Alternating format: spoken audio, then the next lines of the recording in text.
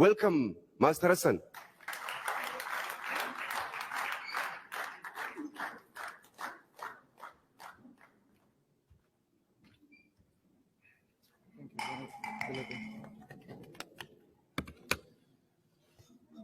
Akamaltan nagaa oltanii wanni qopheeffadhee dhufe duraan piroojektara agarsiisu ture garuu akka tasaa ta'e rakkoo teknikaa qabna jaanii wanni isinii qopheessee dhufe san akkana yaada hin taane jechuudha. Amma uummata irraa qabu irraa hin dubbadha waan sagantaan naa kenname Oromoon dura akkamii jiraachaa ture roorroo uummata Arabaatis ta'ee Habashaa osoo hin dhufin dura Oromoon akkam ture waan jedhu irraa waan haasa'ii jaaniitiin waan san barreeffamaan qopheeffadhee dhufe ture. Haa ta'u immoo uumaan irraa yaadadhu irraa hin dubbadha egaa barreeffamni piroojeektiin daleen.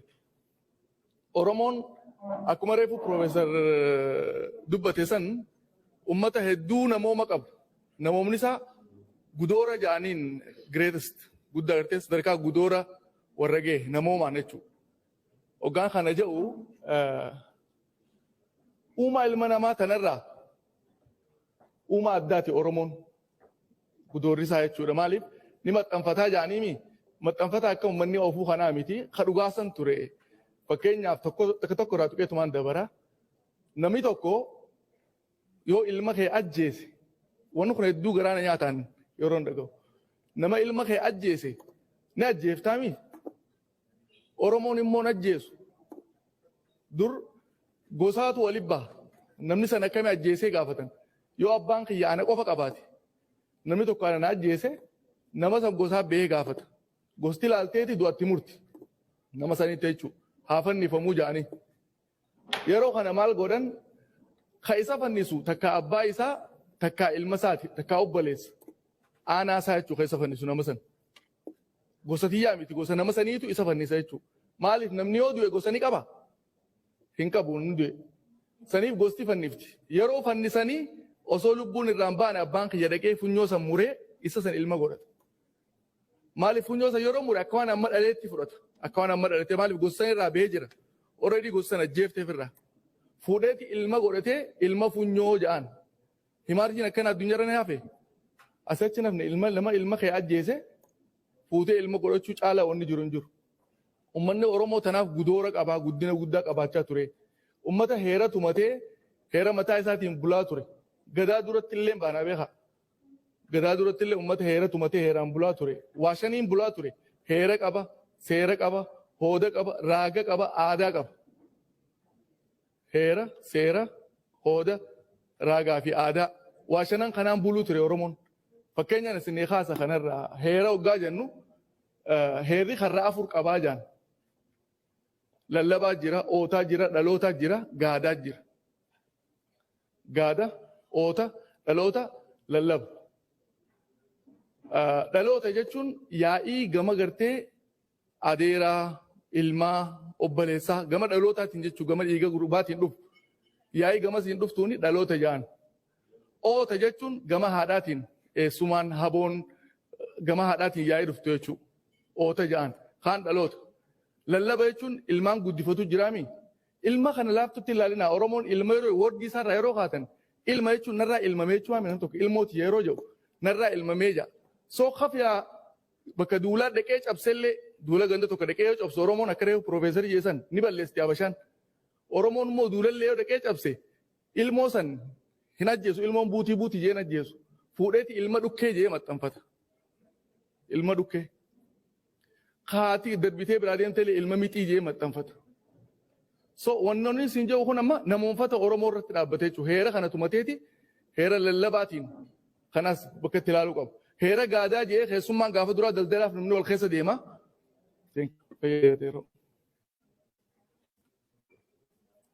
Namni daldalaaf wal keessa deema gaafa duraa keessummaa akka amma dippiloomatii afaan ammaatiin jechuudha. Gaada manarra ijaaramu ittiin Oromoon. Yoo yaa'iin gama isaaniitiin dhufte karatti ilaaluu qaba. Karaa afuran kanatti heera kaayyate. Seeratti yoo deemu immoo seera bakka sadiitti adda baase. Seera fannoo, seera dharechaa, seera daboollaa jeetti bakka sadiitti adda baafatanillee. Akkanatti heeraa fi seera tumate uummataaf danda'ee jiraachuu ture jechuudha uummanni kun. Heera ifin amma akka afran qallootti heeruma kanaa yeroo tolchan heera kololoofaa jedhanii jira. Heera kololoo jechuun namni tokko yoo haadhaa fi abbaa harkaan tuqe dhawee jirti bahee ni ajjeesan. Hidhaniiti supheessanii hallayyaa geessanii hololaachisan. Achii dhagaa gaararraa kufaa hallayyaa bu'ee halkan bineensisaa nyaata. Heera hololoo jaaniin uummata heera kanaatu matee fi buluu ture jechuudha. Kanaaf itti hinaafan uummata aadaa qabu uummata heera tumatee namoomaan jiraachuu ture uummata gabrummaatti naman. Ifiifi naman gabroonfatu gabrummaatti sin amanu gootummaa qabammaas. Akka Oromoo amma jirtu kanaa miti. Gootummaa jabduu qabaachuu ture Oromoo gootummaa saniini heerota akkanaa namoomaa kana tumate sodaataa miti. Sodaataan heeran tumatu. Gootummaa akkasii qabaachuu ture Oromoon jechuudha. Uummata kaalendara mataa isaa qabu, uummata seeraaf heera mataa isaa qabu, uummata amantii mataa isaa qabu.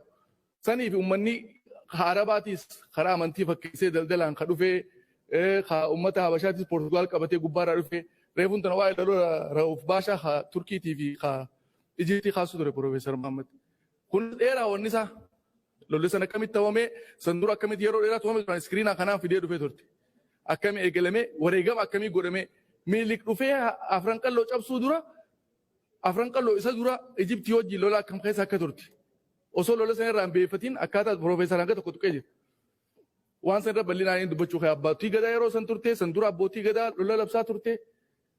Even calanqoo irratti ni mo'amtee jee Profeesar Mahammad Sarreef dhugaadha. Lola calanqoo lolaa irratti calii irratti kan mo'ame Oromoon. Calanqoo haraa irratti ni mo'e calanqoo lolaa irrattis ni mo'e calanqoon sadii ni beeytanii. Calanqoo haraatti mo'e calanqoo lolaattis mo'e calanqoo calii irra mo'ame. Humna guddoo waan fidee dhufeef jechuun miili. Malee san dura cabsee ture jechuudha. Lola irra ture uummata lola ture laaffisaa dhufe. Soo seenaan uummata kanaa seenaa bal'oodhaa jechuu barbaadeeti. Dr. Absamad faa ture, Profeesar faa ture, Profeesar Hussein Khadirii jira, Profeesar Dr. Sukaree faa jira. Namoota gurguddaa jira san dura dhaabbannee haasofna sila professional iskiriinaan akkasii waan takka garsaa haasootu bareeda ture. Garuu iskiriiniin dalagu jaa namumaan yaadadhu irraa hin takka dubbadhaa isinitti hin dheeressu. Fayyaa ta'a galatooma waggaa 60 guutu.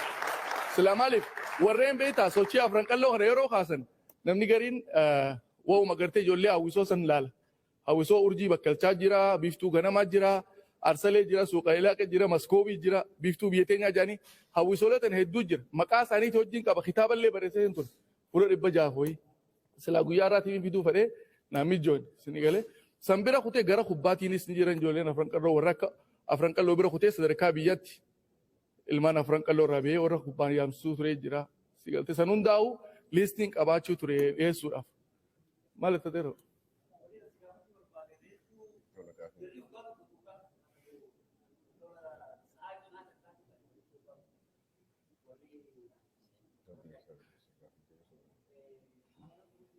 Ya lola saat ini tim dari Robert lola sedih sih me halat calanko lola jira calanko harat jira calanko cali jiran sinje karena undarati lola bobba warana bobba fatani Muhammadi debi ani ayana sana kita ayana fata wallalani caba gurgudda isan rage bar sandura samboda oromota kana sai boju godan namota kakabatani warra hoggana warana tarsimo warana irraa fudhatanii odeeffannoodhaan bifa haadhaan dhufanii cabsan akkuma itu yeroo cabsan amma itu laaftuttiin cabsine warra muceefaa jechuudha itu tana humna waraana arsii irraa haafe achi cabsanii achi haafe hidhaataniiti gama duubaatiin dhufan gama dummugaatiin karaa machaaraa saniin jechuudha.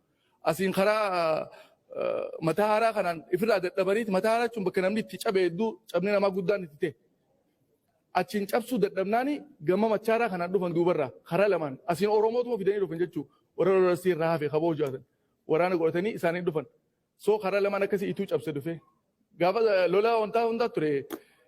Lolli itu amma itu yeroo geerartu yeroo dhiichutu maalletti jiisaa jechuun dhageenye jiisaa beellamaan dhufe lolli qe'ee yeroo jaanimi jiisaan san lola jiisaati ka ituuti ka waraana ituuti waraanni afran qallootiis waan jiru qaba murtii guutoo hootu mirree dannabaan dachaaf na gurbee leenca horree jaan dhiichisa qaban jechuu sigalte amma namni dhiichifni kun ka ituuti dhiichifni kun ka afran qallootii addan beeku waraanni afran qalloo kun murtii guutoo jaanii isaanis murtii guutoo hootu mirree jeeti akkatti wanta jiru qabu. Ituutis jiisaa beellamaan dhufe lolli qeeroo manarra baara guutanaa miti. Qeeroo dhugaa san baanan qeeroo akka ammaan tana warri afaaniitti afaan jijjiiran kanaa qeeroon akka itti dhageetti an dur amma nama hoggaa jennu dhalaa fi dhiira bakka bu'aami.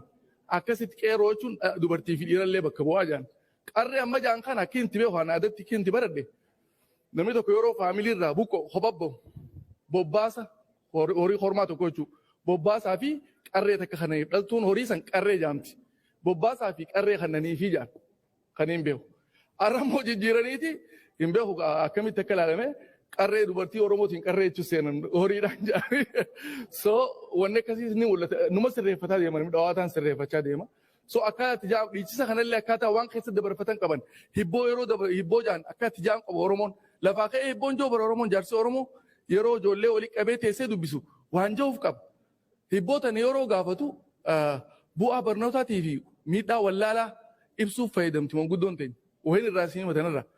Hibboo ja'anii gaafataa ni wallaalanii deebisu maal ja'an biyya naa kan naa ja'an. Laal. Amma ijoolleen biyya kanitiif biyya irraa fudhateeti maal godha barnoota isaa kana deebisee himaaf jechuudha. Maalitti himu jira wallaalaan biyya isaa dabarsee kannaa. Beekaan barnoota isaatiin biyya irraa fudhataa himu jira. Wanni Oromoon fayyadamtu kun hundinuu teeknikaalii ergaa mataa isaa qaba jechuudha. Hibboonis mammaisinis waan irraa ja'aniif akka itti ja'an qaban. Maaliif eega cabiinsi dhufee nama keessa irra bitanii haasoo inni ulfaata haasoo jecha haasoo Oromoon cinaggaliin haasoo. So tooftaalee akkanaa kana fayyadamutu akka hibboo mammaasaa geerarsa darashii shoobdoo sii galtee wantoota akkanaa kana fayyadamu. Isaan immoo gaa namni si arrabsu siin faarsu jettee Oromoon lola daqiiqaa 30 yoo ja'anis waan irra ilaalamu qabu isaan irra jechuu barbaadeeti. Lola yeroo dheeraa godhamee yeroo dheeraa irra deddeebiidhaan bakka 2-3tti lola godhame lola yeroo xiqqatti ogguu takkatti godhame miti lolli calanqooti. So hundinuu akkaataa irraa dubbatan qaba yoo haafne kaan irraa kaanii nu dabarsaa kaan irraa kaanii nu dabarsaa. Wanni keenya guddaadha jechuudha qabeenyi nuti harkaa qabnu ni beekne malee aadaa Oromoo irratti waan gurguddaatu dhaloota ammaa keessa illee jira. Waan dhaloonni beekuu qabu afaan uummanni dubbatu keessa irratti mammaasanni mammaaku keessatti nama jechuun raahuu eegala Oromoon barane nama jaami. Nama jechuun hiikaa qaba Oromoo biratti namooma yeroo joo hiikaa qaba akkanuma lafaa ka'ee moggaasuu bara. Waa hundi hiikaa qaba gaa amma namni tokko maqaan kee eenyu waliin jaame yeroo dhufe Oromoon maqaa jechuun maal jechuudha. Akkanumatti waan mogga'ee miti maquu achi maqe as maqe hin jennu gamana maqe maaltu adda si godhaa jechuudhaami hiika qaba hundinuu akkami nagaa yeroo ijoollee hiika qaba Oromoo biratti. Maraata joo abbaa joo haadha yeroo joo ilmoo yeroo joo hundi hiika qaba. Ilmoo reefuun tana siime fakkeenyaaf namni tokko ilmoo yoo argate maal jenna ija isaatiin arke hin jennu. Okay maaliif ija isaatiin arke jaan. Okay kan an dhale ijatiyaan arke kan dhalees ija isaatiin arke nama akkasii kame ijjitu yeroo walitti dhufte maal taati ijoollee agartanii ija hedduu ijoollee dhufen jaanii. Even wantoonni Oromoo kun akkana qaba ogummaa qaba wantoota dubbiseetiin Ismaa'il Muhammadiin dubbisuu ture. Afran qalloo tana ijaaree amma Jarman jira dhiyoo tana isa dubbiseetiin mee akkamii ijaartanii maal ture waa'ee kana odeeffadhen. Nuti fadhiin keenya guddaan ka ture jee Oromoo jechuun kana waan nuun hayyamneef maqaa biraa ka isaan itti nyaama jeessan diduu fi afran qalloo godha akkuma Oromoo kana yuus goone jecha kana malee gosa afuran ittiin ijaaranne. Ammaas nuti kitaaba katabee jira maal jaa kitaaba san gubbatti oganaan Oromoo guddaan oganoonni Oromoo guddaan oganaa jechuun aart nama jiru artistii jechuun nama jiru akkasi fayyadamuu ture. Arreewa gaafatan namni oganaan maal jettee hin beeku. Ogantuun maal jettee hin beeku si galte. Moor kitaabni isaa silaa asit dhufee bareedaa ture irraa yaadu ture. Hin dhufne kitaaba isaa asirratti hin agarre silaa isallee harkanne bareedaadha. Yaa haasa'ee jaanii ni haasa'u rakkoon qaban waan Oromoo himuudhaaf intarestii guddaan ta'e qabaadheetiin dhufee piroojeektaran silaa naa gadhiisanii daqiiqaa 40 illee waan hedduu takkaan isin garsiisa Oromoon osoo gabrummaan hin dhufin dura akkamii jiraachaa ture akkamii waliin jiraachuu ture faamiliin akkamitti waliin fotoquu ture gadaa dura ibin dubartiin akka Oromoo bulchuu turte ni beektanii gadaa dura sirni gadaa kana dura dubartiin Oromoo akka bulchuu turte hoyyoo gotooyyee laliila sooyyee qalloo qasooyyee akkoo manooyyee dubartii shaniitu wal duraa duban Oromoo bulche sirna dubartii sirna akkoo uummatee jechuudha hin taane jaanis sanirraa sirna gadaatti dhufe sirna gadaa kana keessa amma namni gadii kan hin arke warma afran qalloo kana keessa jaarsoo fa'aa warra Somaalitti da'uun arke dhugaa gariin afaan Somaalii dubbatan garuu jaarsoon uummata. Afaan itti qaba waan bareedu piroojeektaree madala guddeema jaarsoon uummata amata 360 gadaa Oromoo bulche ni beektan akkasitti gadaa Oromoo amata 360 warra bulche arroojjiinis akkasii warra bulche. Afran qalluma kana keessaa ibidda gurguddaa jiraachuu warra heeratu mee gadaa kanallee bulchee jiraachisa. Arra Oromoo dhiibamaa yeroo dhufe warri dhiibu san amma Harageessarraa eegali gama gadi bishaan achirraa eegali Maqdishoo irraa eegali Maqdishoo tan amma wanti Looret Tsaggaayee Gabramadiin maal jedha Maqdishoon inda Maqaadishoo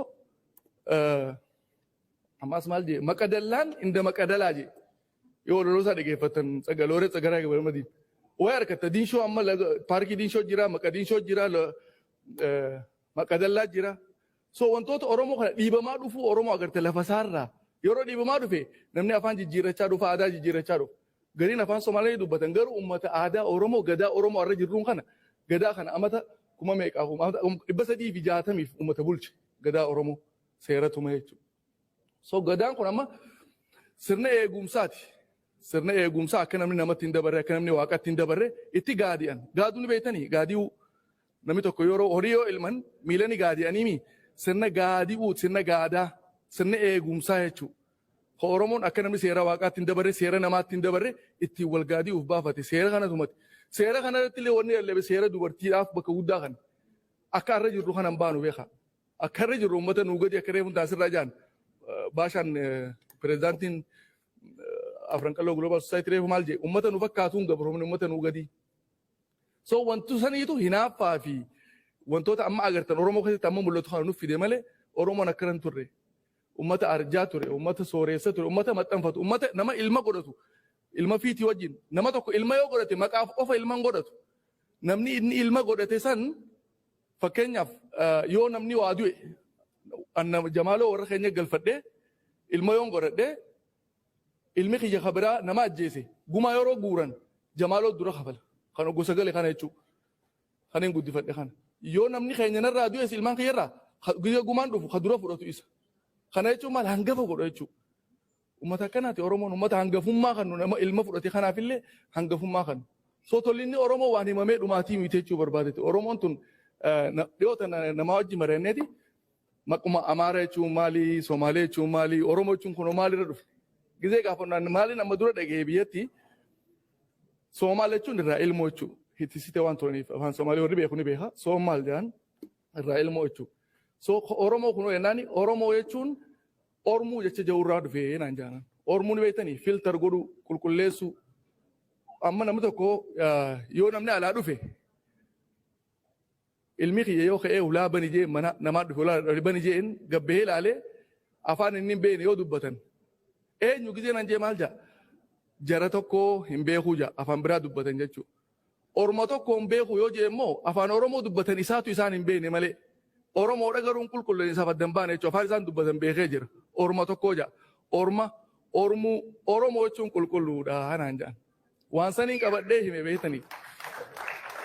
So ummata qulqulluu ummata dhugatti mee waan kana naa Oromeessi na waan jaan gara namni dhiyoo tanaa.